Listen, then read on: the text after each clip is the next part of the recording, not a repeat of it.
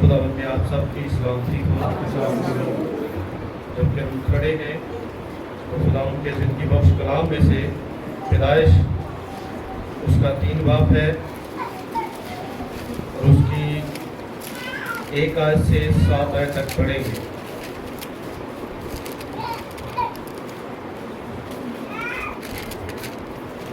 और सांप कुल दृष्टि जानवरों से जिनको खुदावंद खुदा ने बनाया था चालाक था, और उसने औरत से कहा, क्या वाकई खुदा ने कहा है कि बाग के किसी दरख्त का फल तुम ना खाना? औरत ने सांप से कहा कि बाग के दरख्तों का फल तो हम खाते हैं, पर जो दरख्त बाग के बीच में है उसके फल की बाबत खुदा ने कहा है कि तुम ना तो उसे खाना और ना छूना, वरना मर जाओगे। तब सांप ने औरत से कहा कि तुम हरगिज़ ना मरोगे, बल्कि खुदा जानता है कि जिस दिन तुम उसे खाओगे तुम्हारी आंखें खुल जाएंगी और तुम खुदा की मानत नेकोबद के पहचानने वाले बन जाओगे। औरत ने देखा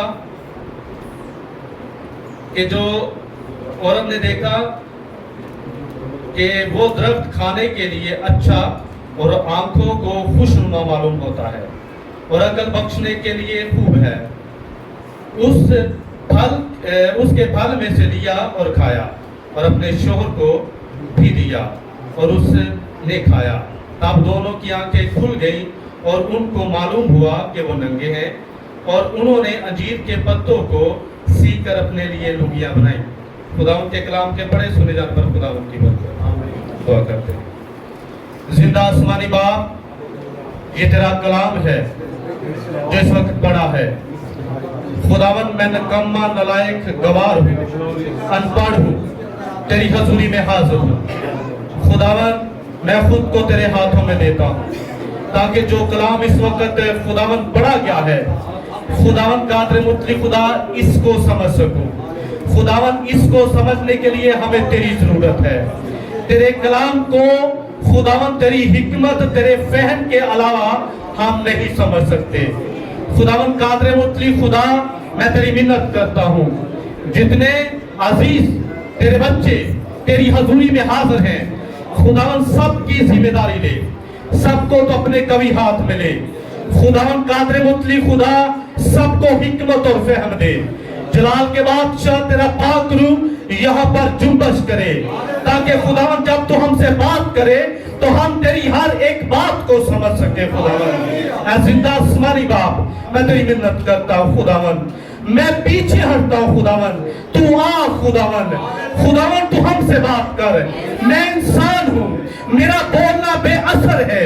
खुदावंद जब तू बात करता है तो जिंदगियां बदलती है। खुदावंद तेरा बोलना असर अंदाज होता है। खुदावंद जी, ओ खुदावंद तो मुर्दा रूहों को जिंदा करता है। जलाल के बादशाह ऐ कादिर मुतली खुदा मैं तेरी मिन्नत करता हूँ खुदावंद, तो रहनुमाई कर खुदावंद, हमें तेरी जरूरत है। मसीह यीशु के नाम से बैठ जाए।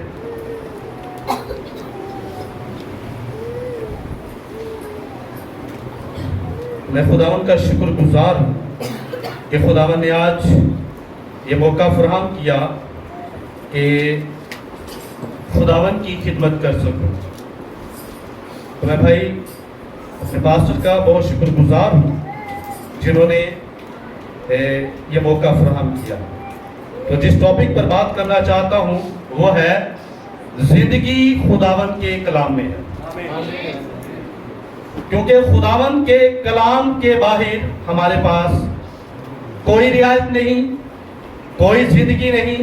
खुदावंद के कलाम के बाहर हम फना हो जाते हैं। देखें,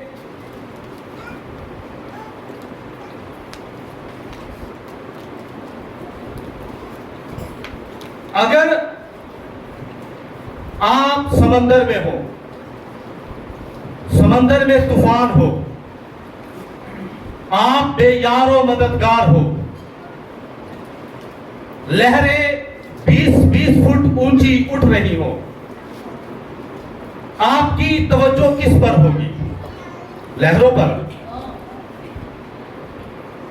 آپ اس وقت اپنے آپ کو بچانے کی کوشش کر رہے ہوں گے، لہریں آپ کو خوف زدہ کر رہی ہوں گی، لیکن اتنے میں اگر آپ کو کشتی نظر آئے تو آپ کی توجہ لہروں پر ہوگی کہ کشتی پر؟ آپ لہروں کو اگنور کر دیں گے، آپ کشتی کی طرف متوجہ ہوں گے، آپ کوشش کریں گے کہ کشتی کے پاس جائیں، آپ ٹھہریں گے نہیں، یہ انتظار نہیں کریں گے کہ کشتی آپ کے پاس آئے، آپ کوشش کریں گے، آپ ایک لڑائی لڑیں گے، آپ جنگ کریں گے ان لہروں کے ساتھ، اس طوفان کے ساتھ جو سمندر میں ہے، آپ کشتی تک پہنچنے کی کوشش کریں گے۔ اگر آپ ٹھہرے رہیں گے، کشتی آپ کے پاس نہیں آئے گی، کشتی کسی اور طرف اس کا رخ ہو سکتا ہے، ہوائیں چل رہی ہوں گی، اس کی جو سمت ہے وہ بدل جائے گی، آپ کو کشتی کی طرف جانا پڑے گا، آپ کو لہروں کو اگنور کرنا پڑے گا، آپ کو ایک لڑائی لڑنی پڑے گی کہ آپ کشتی کے پاس جائیں، اس میں سوار ہو جائیں۔ دنیا ایک سمندر ہے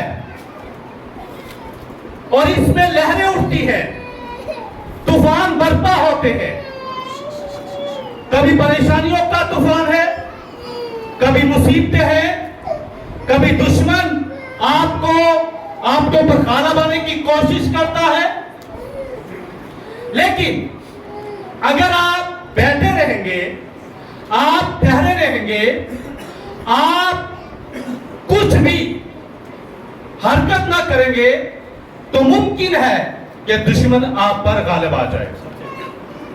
آپ کو ایک لڑائی لڑنی پڑے گی، ایک جنگ کرنی پڑے گی تاکہ آپ اس مقام پر آ جائیں جہاں آپ کی سیفٹی ہے۔ تو اس سمندر کے اندر ہمارے پاس یہ کشتی ہے، اس کے اندر زندگی ہے، یہ ہماری پروٹیکشن کرتا ہے، یہ ہماری حفاظت کرتا ہے، کیونکہ یہ کلام ہے، اس کے اندر زندگی پائی جاتی ہے، اس کے باہر ہم فنا ہیں۔ تو دیکھیں، خداوند نے آدم سے کہا کہ اس باغ کے ہر ایک درخت کا پھل تو کھا سکتا ہے، اس باغ کے ہر ایک درخت کا پھل تو کھا سکتا ہے، لیکن جو اس کے درمیان میں ہے، نیک و بد کی پہچان کا درخت ہے، اس میں سے مت کھانا، جس دن تم کھاؤ گے مر جاؤ گے۔ یہ کلام ہے، خداوند کا کلام بالکل سادہ ہے، خداوند سادگی میں ہم سے بات کرتا ہے، خداوند کبھی بھی گھما کر ہم سے بات نہیں کرتا، خداوند ہمیشہ سادہ طریقے سے ہم سے بات کرتا ہے۔ خداوند نے کہا تھا کہ نیک و بد کی پہچان کے درخت میں سے مت کھانا، جس دن تم کھاؤ گے مر جاؤ گے۔ یہ کلام ہے سادہ سا، اس میں کوئی بھی ایسی بات نہیں کہ جس کے اوپر شک کیا جائے، جس کو سمجھنے میں کوئی دقت ہو، جس کو سمجھنے میں ہمیں کسی کی ضرورت پڑے، لیکن یہ ضروری ہے کہ ہمیں ہر ایک ایسے شخص سے محفوظ رہنا ہے جو دلائل دیتا ہو، جو اس کلام کو اپنی عقل کے ساتھ، اپنے فہم کے ساتھ اور دنیا کے طریقوں سے اور خوبصورتی کو اس میں انوالو کر کے پیش کرتا ہو، کیونکہ خداوند جو ہے وہ سادہ طریقہ سے بات کرتا ہے، لیکن جو حکمت والے ہیں، دنیا کی تعلیم سے بھرپور بھرے ہوئے ہیں، اور شیطان کی عقل ان کے پاس ہے، اور شیطان نے ہمیشہ دلائل کے ساتھ بات کی ہے۔ شیطان ہمیشہ خداوند کے کلام کو خوبصورتی کے طریقوں سے پیش کرتا ہے، کیونکہ خداوند کبھی نہیں چاہتا کہ وہ اپنے لوگوں کو کوئی بھی ایسی بات بتائے جس کو سمجھنے میں ان کو پریشانی ہو، دقت آئے۔ خداوند نے باغ عدن کے اندر صرف سادہ سی بات کی ہے، نہ کھانا یہ پھل جو نیک و بد کی پہچان کے درخت میں ہے، مت کھانا، جس دن تم کھاؤ گے مر جاؤ گے۔ دیکھیں، شیطان نے جب ہوا کے ساتھ اس بات کے بارے میں ڈسکس کیا تو اس نے کہا، کیا خداوند نے کہا ہے کہ جو درخت باغ میں ہے اس کا پھل مت کھانا؟ ہوا نے کہا، عورت نے صاحب سے کہا کہ باغ کے درختوں کا پھل تو ہم کھاتے ہیں، پر جو درخت باغ کے بیچ میں ہے اس کے پھل کی بابت خدا نے کہا ہے کہ تم نہ تو اسے کھانا نہ چھونا۔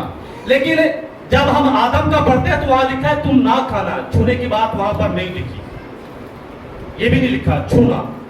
میں نے کسی سے بات کی، کسی سے میں نے سنا، جب اس پر ٹاپک پر بات ہو رہی تھی، کسی نے مجھے کہا کہ یہ جو چھونے والی بات ہے یہ ہوا نے خود سے کلام کو بڑھا کر کی۔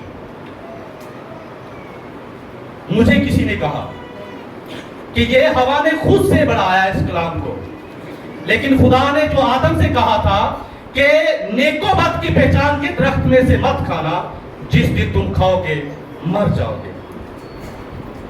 نبی کا میسج ہے، خدا اور شیطان کے درمیان تنازع۔ اس میں نبی نے کہا ہے کہ خدا نے اپنے فرزندوں کو کوئی بھی ایسی چیز نہیں دی جس کو خدا کہے کہ اس کو استعمال کر، اگر یہ کرامت ہوئی تو ٹھیک ہے، لیکن اگر کرامت نہ ہوئی تو پھر اس کے متبادل میں تمہیں دوں گا۔ خدا نے کبھی بھی ایسا کام نہیں کیا۔ خدا نے ابتدا سے، خداوند نے اپنے فرزندوں کو ایسا ہتھیار دیا ہے کہ جو ہر وقت دشمن کے ہر ایک وار کو، دشمن کی ہر ایک چال کو نکارا کر سکتا ہے۔ نبی کا میسج ہے، خدا اور شیطان کے درمیان تنازع۔ اس میں سے کچھ پڑھنا چاہتا ہوں، اپنی بہتری کے لیے آپ سب کے ساتھ شیئر کرنا چاہتا ہوں۔ نبی نے کہا پہلا نمبر، چمن میں عدن میں خدا اپنے دشمن اور اس کے تمام حملوں کو جانتا تھا۔ خدا لامحدود ہے، اور لامحدود خدا کاملیتوں کی کاملیت ہے۔ وہ تمام چیزوں کو ان کے وجود میں بھی آنے سے پہلے جانتا تھا۔ اس لیے اگر یہ لامحدود خدا پہلے سے دیکھ سکتا تھا اور اس نے دیکھ لیا، اور انتہا کو ابتدا سے دیکھ سکتا تھا، وہ جانتا تھا اس زمین پر اس کے فرزند ہوں گے، اس کے اپنے مبارک فرزند۔ تو کیا آپ یہ ایمان نہیں رکھتے کہ وہ ان کے لیے بہترین چیز جو وہ مہیا کر سکتا تھا انہیں مہیا کرے گا؟ نبی نے کہا، کیا آپ آج رات ایسا ہی نہیں کریں گے اپنے بچوں کے لیے جو بے سہارا اور چھوٹے ہیں، جو اپنی حفاظت خود نہیں کر سکتے؟ کیا آپ ان چھوٹے بچوں کے لیے جدوجہد اور کام کاج اور جو کام بھی آپ کے بس میں ہے نہیں کرتے، تاکہ جو بہتر سے بہتر آپ کے لیے ممکن ہے یا جس کے آپ قابل ہیں انہیں مہیا کر سکے؟ اس لیے کہ آپ ایک باپ ہیں، والدین ہیں، اور اگر وہ، مجھے کیا کہنا چاہیے، اگر زمینی والدین کی سچائی اور خیال یہ ہے، پدری تو خدا سے شروع ہوئی تھی اس لیے کہ پہلا باپ وہی تھا۔ کیا آپ یہ خیال نہیں کرتے کہ خدا نے یہ دیکھتے ہوئے کہ شیطان کیا ہوگا، شیطان کیا کرے گا، اپنے فرزندوں کے لیے وہ جو سب سے بہتر تھا دے دیا اور ان کے لیے مہیا کیا، یہ جانتے ہوئے کہ دشمن کا حملہ کیسا ہوگا؟ خدا نے اپنے فرزندوں کو قلعہ بند کر دیا، سمجھ گئے؟ خداوند نے باغ عدن کے اندر آدم اور حوا کو اپنے کلام کے قلعہ کے اندر قلعہ بند کیا تھا۔ خداوند جانتا تھا کہ اس کا دشمن جو ہے وہ کس طرح حملہ کر سکتا ہے۔ خدا نے اپنے بچوں کو وہ سب کچھ مہیا کیا جس سے وہ دشمن کا مقابلہ کر سکتے تھے، جس سے وہ دشمن کے جو وار ہے، دشمن کا حملہ جو ہے اس سے محفوظ رہ سکتے تھے۔ خدا نے اپنے فرزندوں کو اپنا کلام دیا تاکہ وہ اس کلام کے اندر قلعہ بند رہے۔ دیکھیں شیطان کس طرح ہم پر غالب آ سکتا ہے، جب تک ہم کلام کے اندر ہیں، کلام کے اندر قلعہ بند ہے۔ کلام ایک ہتھیار ہے، اور جب ہمارے پاس ہتھیار ہوتا ہے تو دشمن جانتا ہے کہ اس کے پاس ہتھیار موجود ہے۔ دشمن کس وقت ہم پر حملہ کرتا ہے؟ جب ہمارے پاس ہتھیار موجود نہیں ہوتا۔ دشمن ہر وقت نظر رکھتا ہے کہ اس کا جو مخالف ہے وہ کس وقت اس حالت میں ہوگا کہ میں اس پر حملہ کر سکوں۔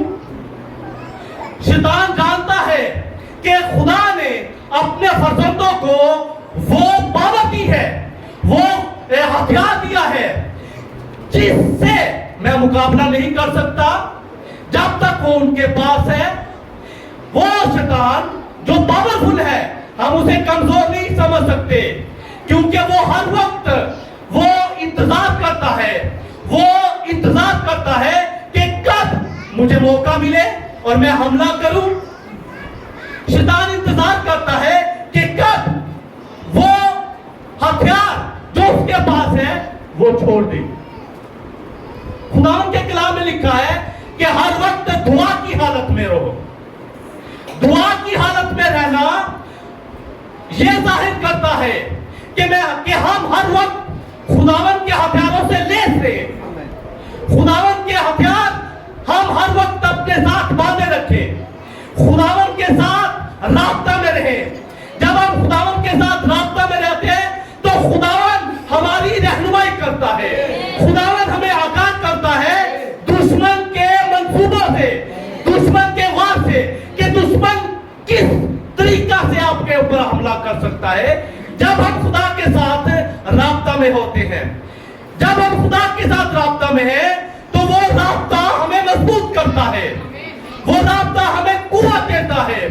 جیسے ہی ہمارا رابطہ خدا سے کچھ دیر کے لیے وہ منقطع ہو جاتا ہے تو وہ لمحہ ہوتا ہے کہ شیطان حملہ کر سکتا ہے، وہ زخمی کر سکتا ہے۔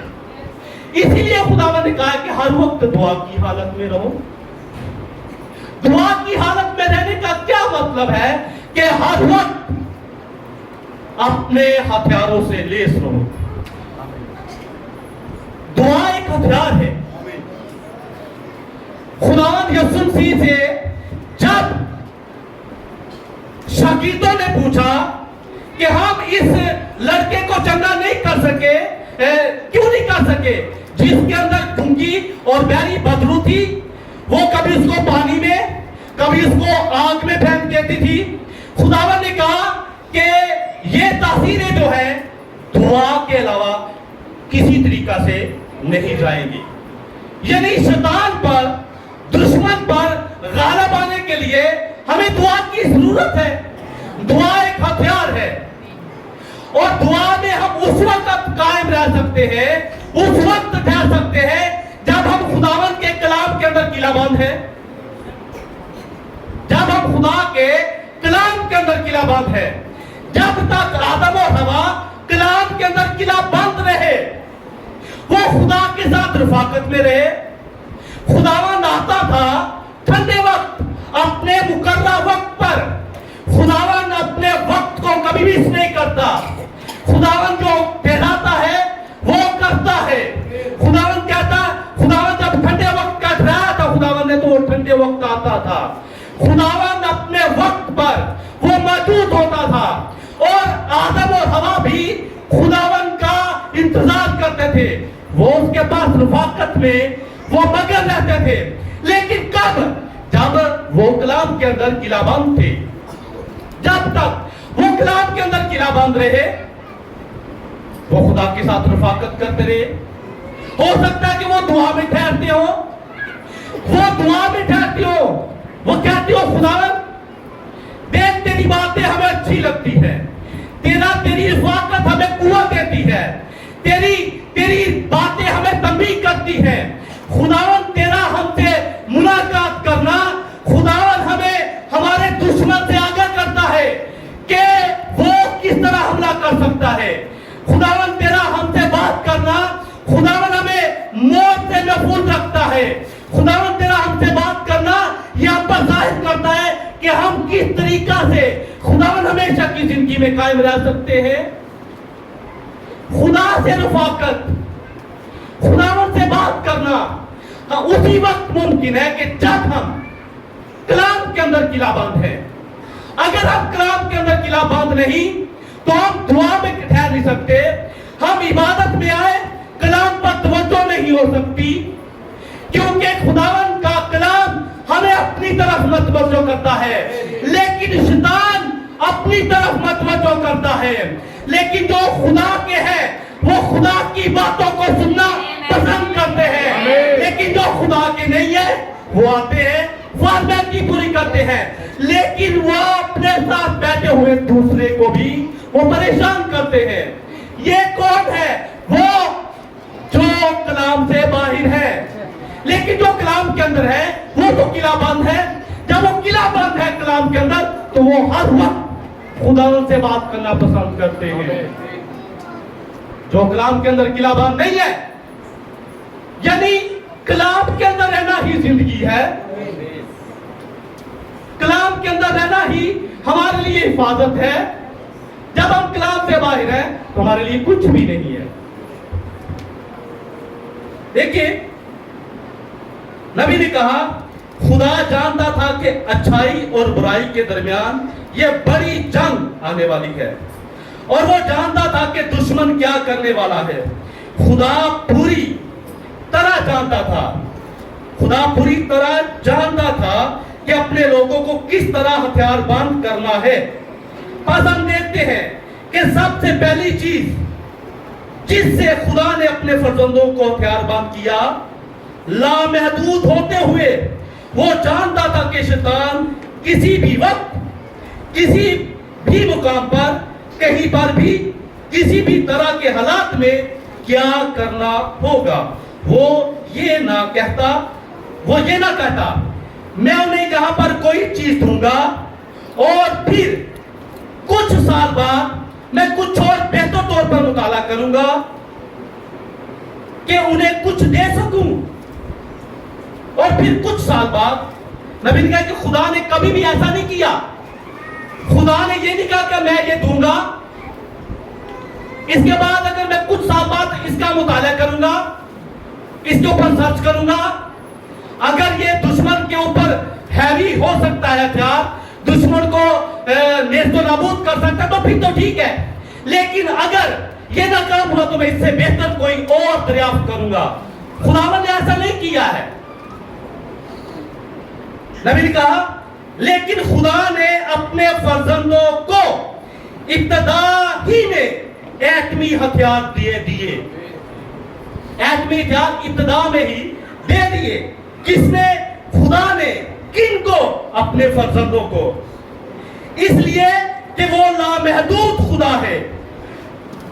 یہ دیکھتے ہوئے کہ ایک جھگڑا ہوگا، ایک جنگ ہوگی، خدا نے اپنے فرزندوں کو درست قسم کے حملہ کے لیے درست قسم کے اسلحہ سے لیس کر دیا، درست قسم کی ہر چیز دے دی جس کی بابت جس کی بھی انہیں ضرورت ہو سکتی تھی، جو عدن سے لے کر آسمان پر اٹھائے جانے تک ان کے کام آئے۔ یہ کیا تھا؟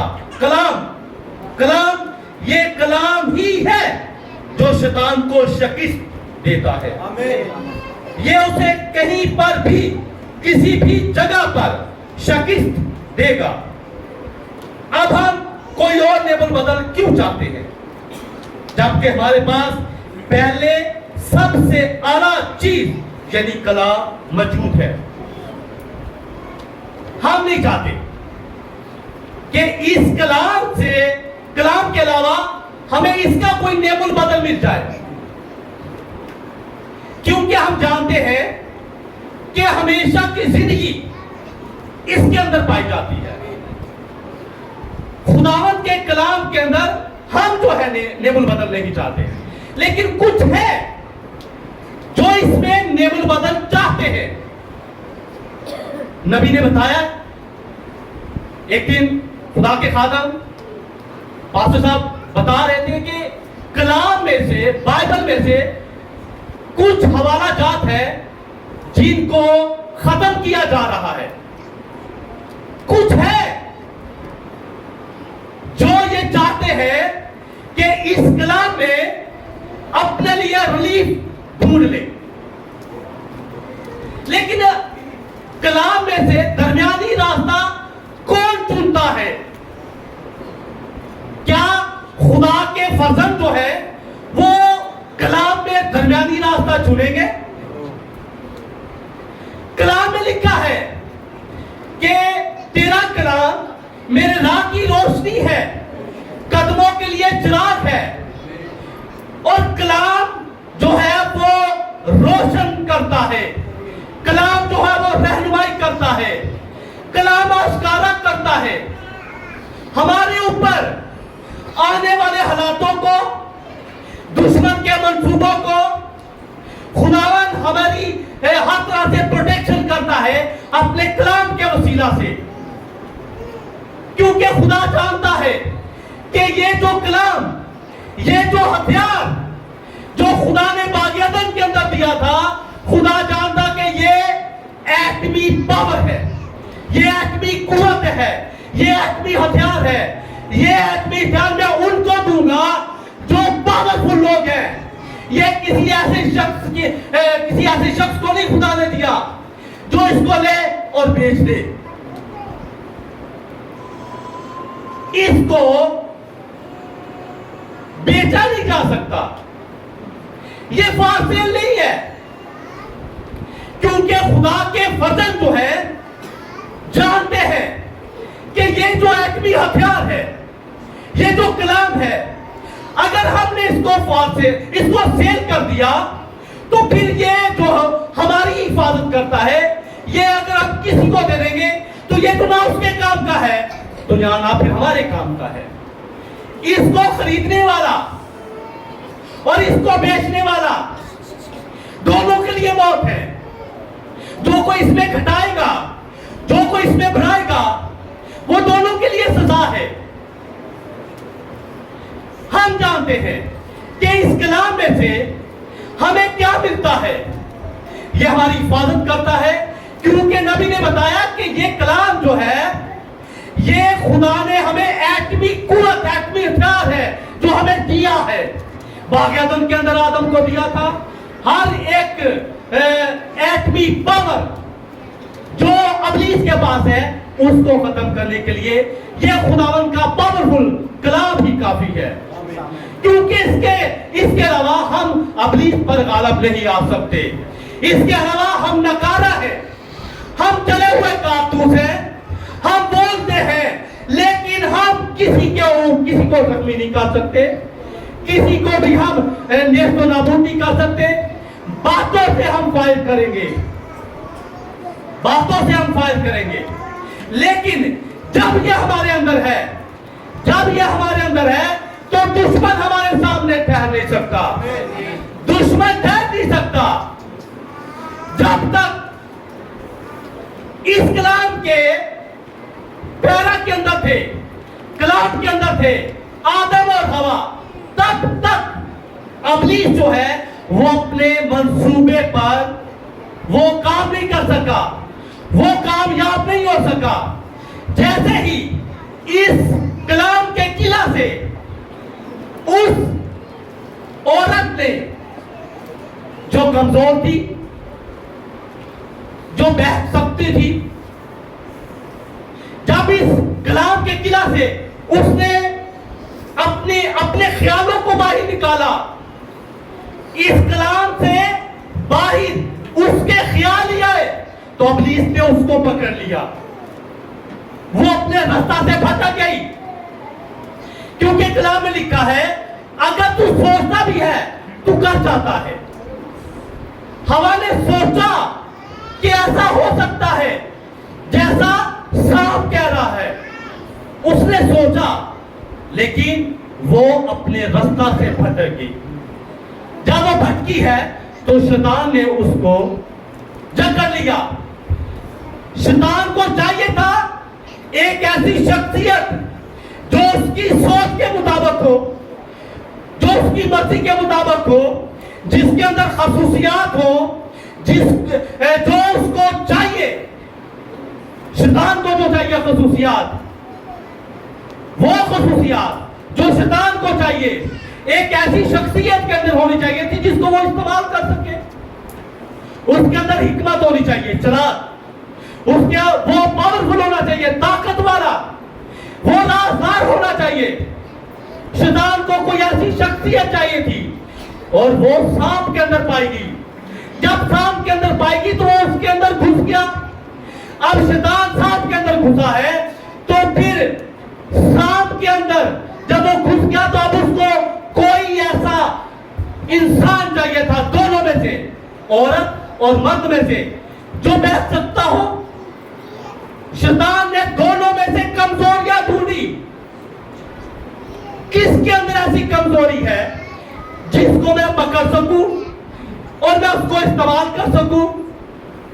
सांप को जब उसके अंदर शैतान आ गया, आदम के अंदर कोई ऐसी कमजोरी वो नहीं ढूंढ सका, लेकिन औरत के अंदर उसने कमजोरी ढूंढ ली कि वो बहक जाती है, वो खूबसूरती उसको लभाती है।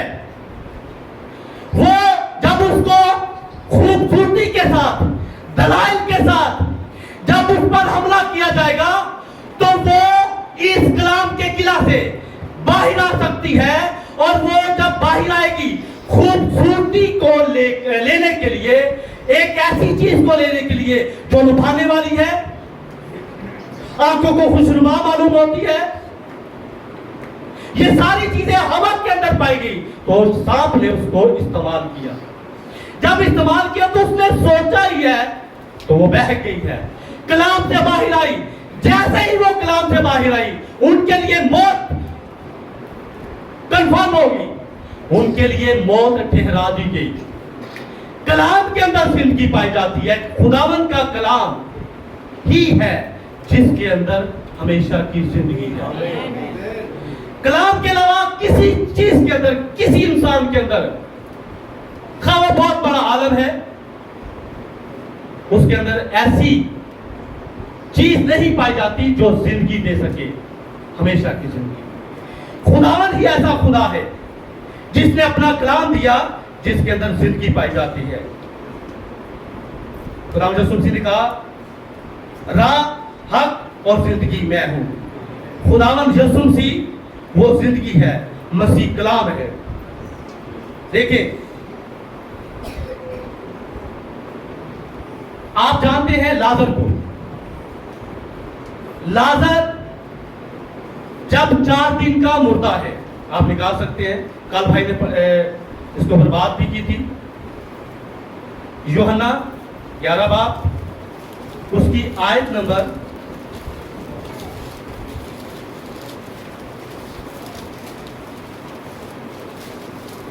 43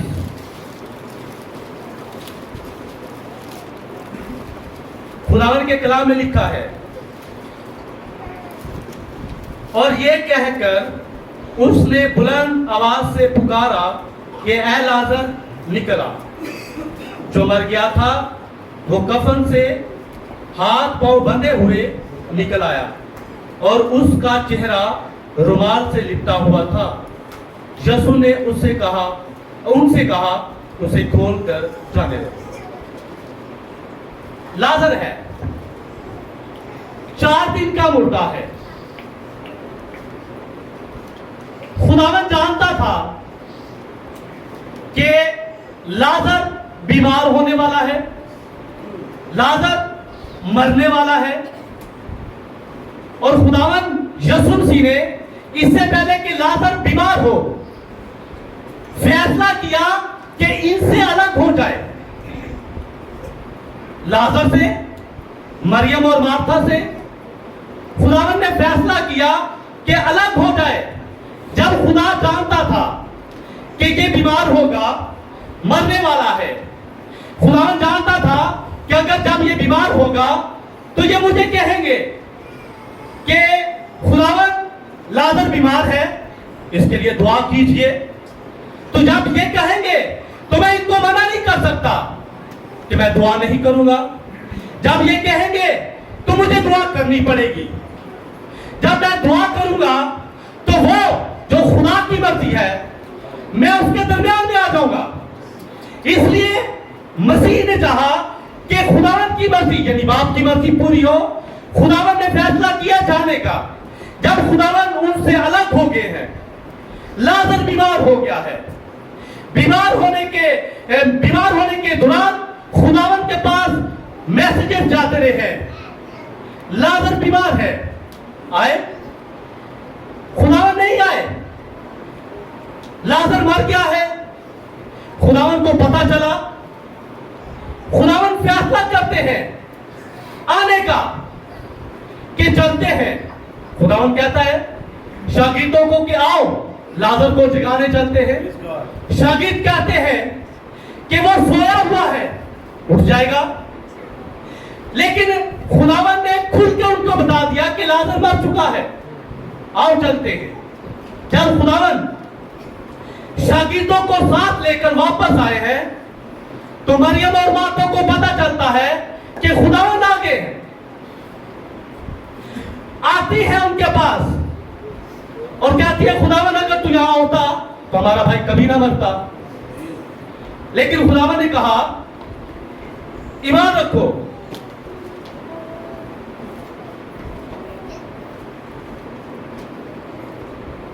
یسوع پھر اپنے دل میں نہایت رنجیدہ ہو کر قبر پر آیا۔ آیت نمبر 38 آیا، وہ ایک غار تھا اور اس پر پتھر دھرا تھا۔ یسوع نے کہا پتھر کو ہٹاؤ۔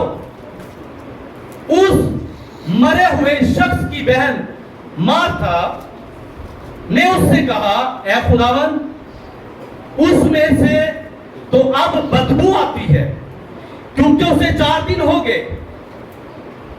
یسوع نے اس سے کہا کیا میں نے تجھ سے کہا نہ تھا کہ اگر تو ایمان لائے گی تو خدا کا جلال دیکھے گی؟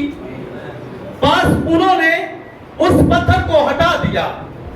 پھر یسوع نے آنکھیں اٹھا کر کہا اے باپ میں تیرا شکر کرتا ہوں کہ تو نے میری سن لی، اور مجھے تو معلوم تھا کہ تو ہمیشہ میری سنتا ہے، مگر ان لوگوں کے باعث جو آس پاس کھڑے ہیں میں نے یہ کہا تاکہ وہ ایمان لائے کہ تو ہی نے مجھے بھیجا ہے۔ دیکھیں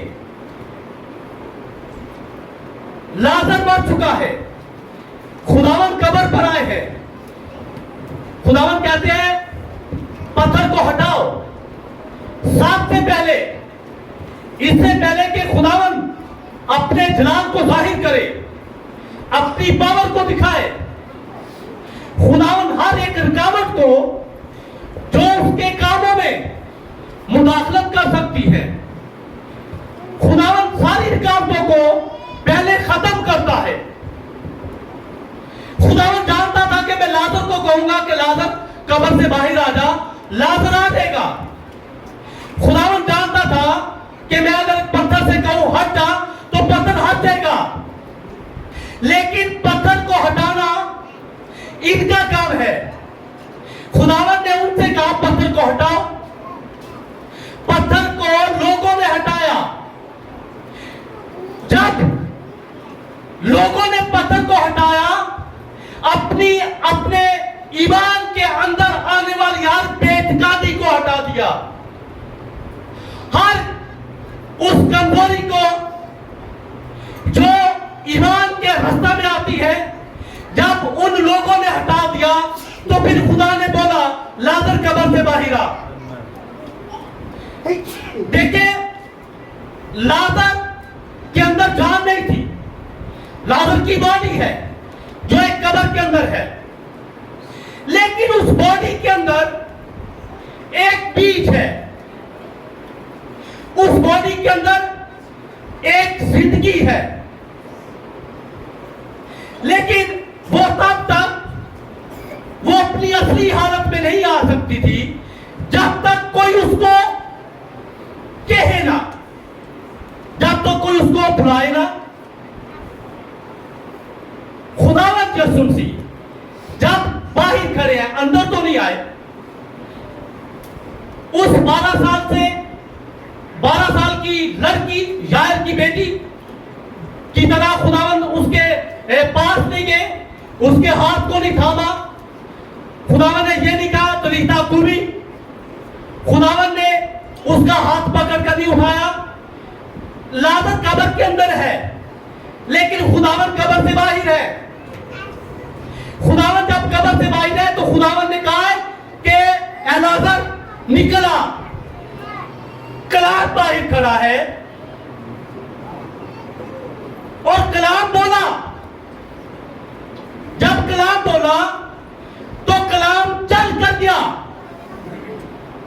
कलाम चल कर गया, कलाम उसके पास गया जिसके अंदर जिंदगी थी। लाजर जो कब्र के अंदर है, एक बॉडी है। खुदावंद यसू मसीह जो कलाम है, जिंदगी का मालिक है, वो कलाम बोलता है, कहता है कि लाजर निकला। तो जब लाजर के पास खुदावंद के ये वर्ड्स पहुंचते हैं, ये आवाज पहुंचती है, ये कलाम पहुंचता है, तो उसकी अंदर उसकी बॉडी जो है इस कलाम को कबूल करती है, तब वो जिंदा होता है, तब वो उठ खड़ा होता है। देखे, जब तक हमारे अंदर उसकी जिंदगी नहीं, तब तक हम कब्रों से जिंदा नहीं हो सकते, हम उठ नहीं सकते। वो जो जिंदगी का मालिक है,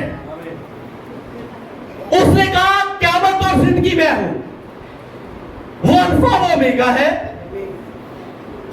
उसके हिस्से जब हमारे अंदर नहीं होंगे, तो जब वो आएगा तो फिर उसके हिस्से जिसके अंदर नहीं होंगे, वो जिंदा नहीं हो सकते। उसकी जिंदगी जरूर है कि हमारे अंदर हो, उसकी जिंदगी जरूर है कि हमारे अंदर हो। जब वो बातों पर आएगा, जब वो बातों पर आए तो वो आवाज देगा, तो जिसके अंदर उसकी जिंदगी है वो उस कलाम को कबूल करेंगे और वो कब्रों से बाहर आ जाएंगे, उनकी कब्रें खुलेंगी।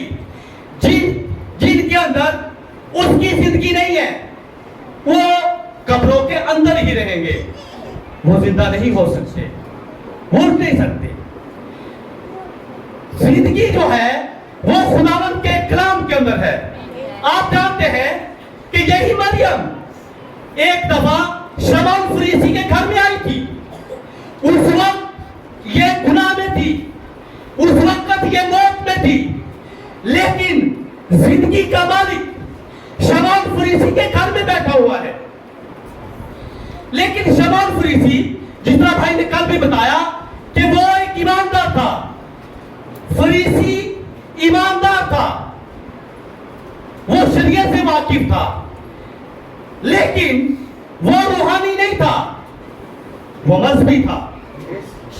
لیکن جو مذہبی ہوتے ہیں وہ کلام کے اندر نہیں پائے جاتے. مذہبی جو ہوتے ہیں وہ کلام کے قلعہ کے اندر نہیں ہوتے. وہ دکھاوا کرتے ہیں، وہ اپنی بڑائی چاہتے ہیں، وہ اپنے لیے اعلیٰ مقام چاہتے ہیں. لیکن جو کلام کے اندر ہوتے ہیں وہ کبھی یہ نہیں چاہتے کہ ہماری بڑائی ہو.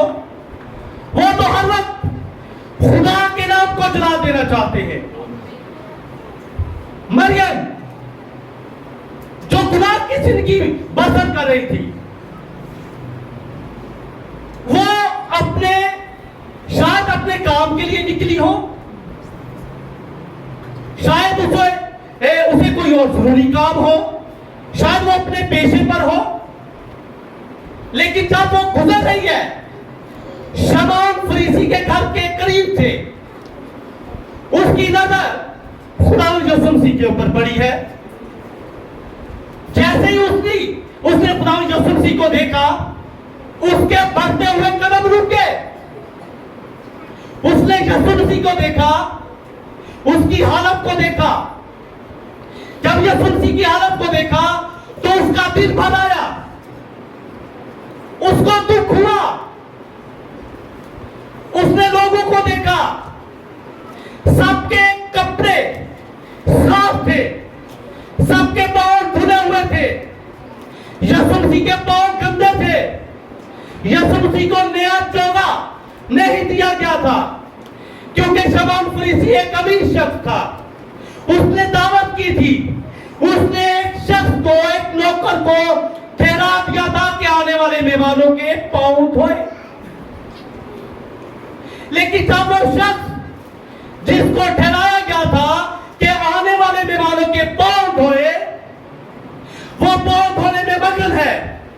مہمان آ رہے ہیں، ہر ایک کے پاؤں دھوئیں گے. لیکن جیسے ہی یسوع مسیح آئے ہیں، یسوع مسیح کے اوپر اس کی نظر ہی نہیں پڑی. اس نے یسوع مسیح کو اگنور کر دیا. یسوع مسیح گرد آلودہ پاؤں کے ساتھ چلے گئے اس کمرے کے اندر جو مہمان خانہ تھا. جب اسی حالت میں یسوع مسیح کمرے کے اندر بیٹھے ہیں تو مریم کا گزر ہوتا ہے. مریم دیکھتی ہے یسوع مسیح کی حالت کو. وہاں پر شمعون فریسی ہے. شمعون فریسی یسوع کو توجہ نہیں کر رہا، یسوع کو اگنور کر رہا ہے. اس کا ایک مقصد تھا کہ اس شخص کی، اس کا مذاق اڑایا جائے، اس کی توہین کی جائے، اس کو ٹھٹھوں میں اڑایا جائے. کیوں؟ کیونکہ وہ اپنی بڑائی چاہتا ہے. وہ کلام کو عزت نہیں دے رہا، وہ زندگی کے والوں کو عزت نہیں دے رہا. وہ یہ نہیں جانتا کہ جس کو میں نے دعوت دی ہے، اسپیشل بلایا ہے، اور جس کو میں نے کونے میں بٹھا دیا ہے، وہ ایسی شخصیت ہے، وہ ایسی ہستی ہے جو ہمیشہ کی زندگی کا مالک ہے. آمین. جس نے کہا ہے ہمیشہ کی زندگی میرے پاس ہے، وہ اس چیز کو رد کر رہا ہے. لیکن مریم نے جب دیکھا تو مریم روتی ہوئی واپس اپنے گھر کی طرف لوٹی ہے. وہ اپنی لکڑی کی سیڑھیاں چڑھتی ہے، آواز آتی ہے ٹھک ٹھک ٹھک ٹھک ٹھک. وہ اپنے کمرے کو کھولتی ہے. وہ اپنے پیسوں کو جو اس نے جگہ جگہ اکٹھے کر کے رکھے ہوئے تھے، اپنے بزنس سے، جو اس کا کاروبار تھا، کبھی برتنوں کے نیچے، کبھی تکیے کے نیچے، کبھی کسی جگہ پر اس نے سارے پیسے اکٹھے کیے. اور وہ جلدی سے سیڑھیاں نیچے اترتی ہے. وہ اس شہر کی سب سے ٹاپ کی शॉप पर जाती है जहां पर इत्र मिलता है। जब वो वहां पर जाती है तो अपने सारे पैसे उसके पास लेकर जाती है। वो शख्स आज उसके पास कोई कस्टमर नहीं आया, वो बहुत गुस्से के अंदर है, वो चिड़चिड़ा हुआ पड़ा है। वो मरियम को देखता है, मरियम के साथ बहुत बुरे रवैये के साथ पेश आता है। उसे कहता है कि तू यहां किस लिए आई है, मुझे तेरे साथ कोई काम नहीं है। उसने कहा मैं अपने किसी काम के लिए नहीं आई, मैं तुझसे कुछ खरीदना चाहती हूं। उसने कहा कि मैं तुझे कुछ नहीं दे सकता, मेरे पास तेरे लिए कोई चीज नहीं। उसने कहा कि मैं तुझसे फ्री में कुछ नहीं लूंगी, मैं तुझसे माल लेने के लिए आई हूं, मेरे पास पैसे हैं, तेरी दुकान के अंदर सबसे बेस्ट जो इधर है वो मुझे दो। वो परेशान है, वो कहता है कि इस औरत को जिसका करैक्टर ठीक नहीं है, इसको आज इस कीमती अदर की जरूरत क्यों पड़ गई। उससे वैसे तकरार करता है, चिड़चिड़ा हुआ पड़ा है। वो समझता है कि शायद ये मुझे पैसे ना दे। वो अपने सारे पैसे निकालकर उसके सामने रख देती है। वो कहती है ये सारे पैसे ले, लेकिन तेरी शॉप के अंदर जो सबसे बेस्ट है वो मुझे दे दे, मुझे इसकी जरूरत है। वो लेती है, जब वो लेती है वो भागती है, वो एक मिनट भी जाया नहीं करना चाहती। वो जब दौड़ती हुई आती है, दरवाजे पर आकर रुक जाती है। वो सोचती है कि खुदा जिसके लिए मैं कर रही हूं वो जानता है कि ये मैंने किस तरह कमाई की है और किस कमाई से मैं खरीद कर ला रही हूं।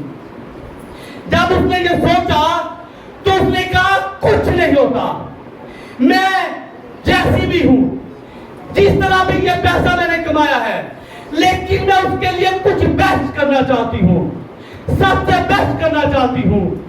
वो जब उस घर के दरवाजे को अबूर करती है, सोचती हुई जाती है लोग क्या कहेंगे। शमौन फरीसी जिसके जबरदस्त बड़े बड़े मेहमान हैं वो आए हैं, वो मुझे देखेंगे अजीब तरह से। वो कहती है कुछ नहीं, लेकिन मैं उसके लिए कुछ करना चाहती हूं। उसको किसी ने इज्जत नहीं दी जो इज्जत के लायक है, उसको एक कोने में बिठा दिया जो सबसे आला दर्जे का मालिक है। मैं उसके लिए कुछ करना चाहती हूँ। वो दरवाजा खोलती है, जहां पर वो बैठा है वो किसी को नहीं देखती, वो जाती है खुदा यीशु मसीह के पांव के पास गिर जाती है। वो अपना सर झुकाती है, उसके आंसू ज़ार होती है और उसके आंसू उसके पांव पर ज़ारों कतार बहना शुरू हो जाते हैं। रो रही है, खामोशी तारी है, सब हराम है, दंग है कि ये औरत यहां क्या कर रही है। लेकिन खुदावन जानता था उसकी हालत को, उसकी दिल की सारी परेशानी को, उसके सारे माहौल को जो उसके अंदर बढ़ता हो चुका था। खुदा जानता था, खुदा के अंदर उसके लिए मोहब्बत थी। वो रो रही थी, खुदावन यीशु मसीह के पांव उसके आंसुओं से तर हो चुके थे। उसके पास कोई चीज नहीं, उसके पास कोई टावल नहीं है, कोई कपड़ा नहीं है, लेकिन उसने अपने पांव को, खुदा यीशु मसीह के पांव को अपने बालों के साथ खुशक किया, साफ किया। लोग अपने दिल के अंदर तरह तरह की बातें रखे हुए थे। वो सोचते थे कि अगर ये शमौन फरीसी ने कहा कि अगर ये नबी होता तो जानता कि ये औरत कैसी है। खुदा यीशु मसीह ने वहीं पर शमौन फरीसी को बता दिया कि वो हकीकत में वो नबी है, वो हकीकत में खुदा का बेटा है, वो हकीकत में जिंदगी का मालिक है, वो हकीकत में सब कुछ जानता है। खुदावंद यीशु मसीह ने शमौन फरीसी पर जाहिर कर दिया कि यीशु मसीह ने जाहिर किया कि वो जानता था शमौन फरीसी क्या चाहता है। खुदा यीशु मसीह ने उस पर जाहिर कर दिया। खुदा यीशु मसीह ने जाहिर कर दिया कि तूने मुझे यहाँ किस मकसद के लिए बुलाया है। खुदा यीशु मसीह ने शमाल फरीस पर जाहिर कर दिया कि तेरा जो मकसद है वो मैं जानता हूं। लेकिन क्या हुआ, वहां पर उस औरत के जो गुनाह में थी, जो मौत में थी, वो किसी और के पास नहीं गई, किसी ईमानदार रास्तबाज के पास नहीं गई। वो गई है तो वो कलाम के पास गई है, वो किसी शख्स के पास नहीं गई, वो तो खुदा के पास गई है, क्योंकि खुदा के कलाम के अंदर जिंदगी पाई जाती है। वो औरत खुदा यीशु मसीह के पास गई है, उसके कदमों में गिरी है, सारों कतार रोई है, आंसुओं से उसने मसीह के पांव को धो दिया, बालों से साफ किया। जब उसने ये किया तो खुदा यीशु मसीह ने उसको कलाम के अंदर किला बंद कर दिया। खुदावंद ने उसके लिए हमेशा की जिंदगी ठहरा दी। उसके मौत के बादल छट के खुदावंद ने उसके गुनाहों को माफ कर दिया। जिंदगी खुदावंद के कलाम के अंदर है। खुदावंद के कलाम के बारे हम नकम्मे नलायक गवार हैं। हमारे लिए खुदावंद के बारे कोई जगह नहीं, कोई ठिकाना नहीं है। खुदावंद जबरदस्त महफूज बनाकर हमें, खुदावंद हमें अपनी बाहों में छुपा लेता है। उसने कहा कि अपनी सारी फिक्रें मुझको दो, मुझे तुम्हारी फिक्र है। ऐसे वादे कोई इंसान नहीं करता। उसने कहा कि ऐ थके मंदे बोझ के दबे हुए लोगों मेरे पास आओ, मैं तुम्हें आराम दूंगा। वो आती आराम हर संडे का नहीं, हफ्ते में 4 दिन होते हैं छुट्टियों के, वो आराम नहीं, रात को 8 घंटे का आराम नहीं, बल्कि अब्दी आराम। अब्दी आराम, वो अब्दी आराम वो हमें खुदावंद के कलाम में से मिलता है। देखें, जिंदगी खुदावंद के कलाम में है। खुदावंद यीशु मसीह ने कहा था कि एलिया बताएगा, सब कुछ बहाल करेगा। ये खुदावंद यीशु मसीह का कलाम है। ईमान सुनने से पैदा होता है, सुनना मसीह के कलाम से। जब मसीह यीशु ने ये कहा कि एलिया बताएगा, सब कुछ बहाल करेगा, तो ये कलाम मसीह का है। ईमान सुनने से पैदा होता है, सुनना मसीह के कलाम में से। ये कलाम जो मसीह ने बोला, इस कलाम को मुजस्सम होना चाहिए और इस कलाम को बोलना चाहिए। जब ये कलाम बोले तो इसे सुनने से, इस कलाम को सुनने से हमारे अंदर वो ईमान पैदा होता है जिसके अंदर हमेशा की जिंदगी पाई जाती है। यीशु मसीह ने बोला, कलाम मुजस्सम हुआ, एलिया बताएगा, सब कुछ बहाल करेगा। ईमान सुनने से पैदा होता है, सुनना मसीह के कलाम से। ये मसीह का कलाम था और मसीह ने इसको प्रूफ किया।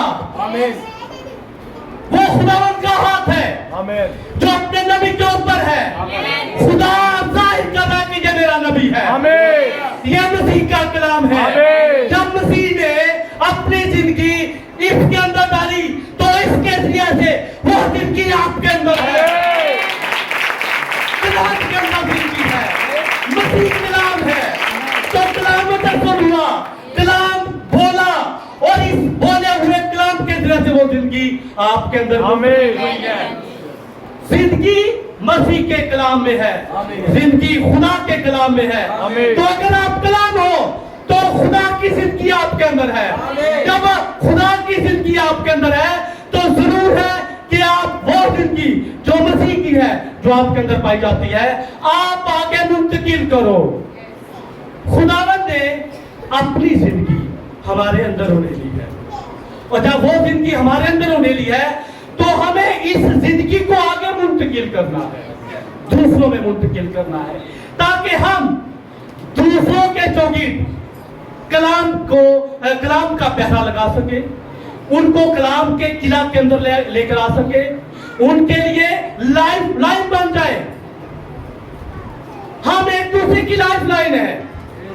اگر کوئی بھائی، کوئی بہن اگر کلام سے باہر جاتا ہے، اس کو نہیں پتا چلتا کہ میں غلط ہوں، میں کلام سے باہر جا رہا ہوں۔ جب ہم کو پتا چلے کہ کوئی بہن، کوئی بھائی کلام سے باہر ہے، جا رہا ہے، تو ہم اس کو کہیں یہ غلط ہے، آپ کو ایسا نہیں کرنا چاہیے۔ خداوند کہتا ہے کہ آپ ایسا مت کرو، آپ اس پر ظاہر کرو کہ خداوند کہتا ہے آپ یہ مت کہو کہ میں آپ سے کہتا ہوں کہ آپ غلط ہو۔ ہم کسی کو غلط نہیں کہہ سکتے، ہم کسی کو مجرم نہیں ٹھہرا سکتے۔ اگر ہم کلام کے قلعہ کے اندر ہیں تو ہم دوسروں کو بھی کلام کے قلعہ کے اندر لانے کے لیے جدوجہد کریں گے، ایک جنگ کریں گے، ایک لڑائی کریں گے، کیونکہ نبی نے کہا کہ ہم میدان جنگ کے اندر ہیں۔ جب ہم میدان جنگ کے اندر ہیں تو ہم نے لڑائی لڑنی ہے، دوسروں کو کلام کے اندر لے کر آنا ہے۔ جو بھی بہن، جو بھی بھائی کلام سے باہر موجود ہے، اس کو نہیں پتا کہ وہ کلام سے باہر ہے، تو اس پر کلام کو لے کر ظاہر کرے کہ کلام یہ کہتا ہے آپ کے بارے میں، آپ آ جاؤ۔ اس لیے ہمیں دیکھنا ہے کہ ہم کہاں پر ہیں۔ ہم اپنی زندگی سے زبردست طریقے سے واقف ہیں، ہم کیسی لائف گزارتے ہیں، ہماری رفاقت کیسی ہے، ہمارا چال چلن کیسا ہے۔ اگر تو ہم کلام کے اندر ہیں تو یہ کنفرم ہے کہ ہمارے لیے ہمیشہ کی زندگی ہے۔ اگر ہم کلام میں نہیں ہیں تو ہمارا کردار ہم پر ظاہر کرے گا کہ ہم کس طرف ہیں، کس سمت میں ہیں۔ ہمیں دیکھنا ہے، ٹائم بہت کم ہے۔ خداوند آج کے کلام کی وجہ سے آپ سب کو